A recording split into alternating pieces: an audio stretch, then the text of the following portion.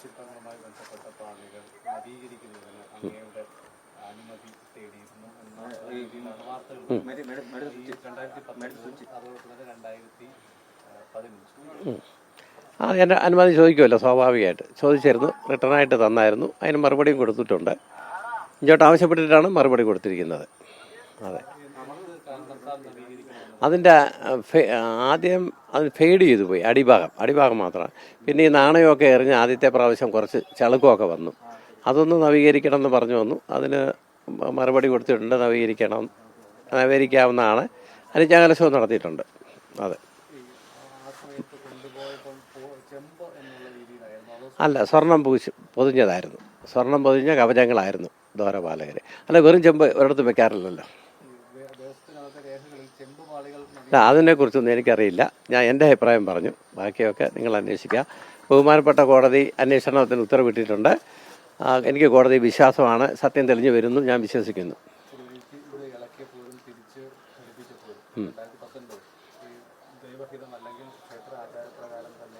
ഇതിൻ്റെ കേടുപാടുകളൊക്കെ പറ്റിയാൽ നമുക്ക് റിപ്പയർ ചെയ്യാവുന്നതാണ്. അതിന് വേറെ ദേവഹിതം നോക്കേണ്ട കാര്യമില്ല. കേട് വന്നാൽ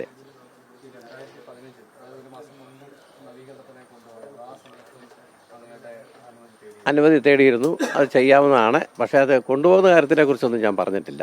അവിടെ ചെയ്യുമെന്നാണ് ഞാൻ വിചാരിച്ചിരുന്നത്. അതെ,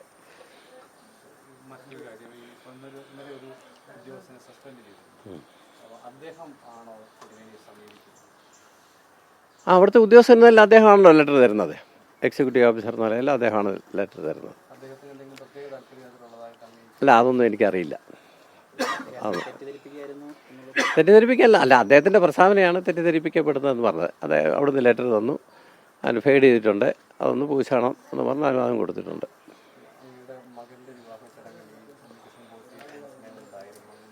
ഉണ്ണികൃഷ്ണൻ എനിക്ക് നേരത്തെ അറിയാവുന്ന ആളാണ്. അവിടെ ഇങ്ങനെയുള്ള ആളാണെന്നൊന്നും അറിയില്ല.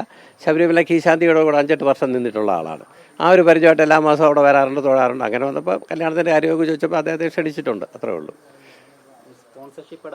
അതൊന്നും എനിക്ക് യാതൊന്നും അറിയാം. എൻ്റെ അടുത്ത് ഒന്നും അറിയില്ല അതിനെക്കുറിച്ച്. യാതൊന്നും അല്ല, എനിക്ക് ഉണ്ണികൃഷ്ണൻ പറ്റി ബാക്കി വേറെ ബോർഡ്സ് ഒന്നും അറിയില്ല.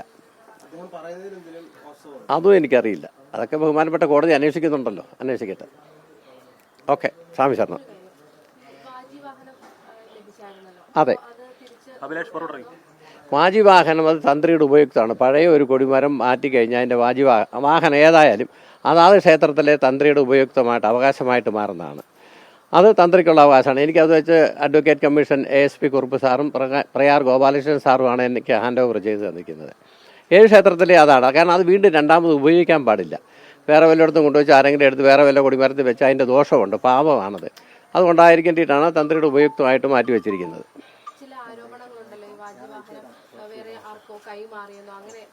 എൻ്റെ തന്നെ ഉണ്ട്, കയ്യിലുണ്ട്.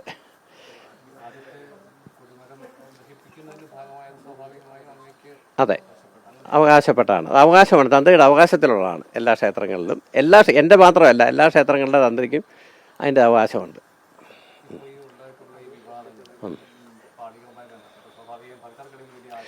സത്യത്തിൽ ഭക്തർക്കിടയിൽ വളരെ വിഷമം തോന്നുന്നുണ്ട്, വേദനാജനകമാണ്.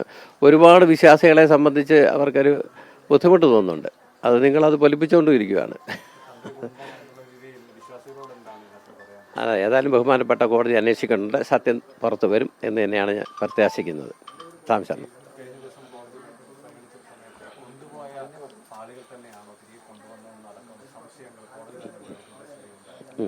അല്ല, അതിനെനിക്കറിയില്ലോ. ഞാൻ അതുമായിട്ട് ബന്ധമൊന്നുമില്ലല്ലോ. നമുക്ക് ഈ ഒരു പൂജാ കാര്യങ്ങളിൽ മാത്രമേ ഉള്ളൂ. കൊണ്ടുപോയതും വന്നതും ഒന്നും എനിക്ക് അറിയില്ല.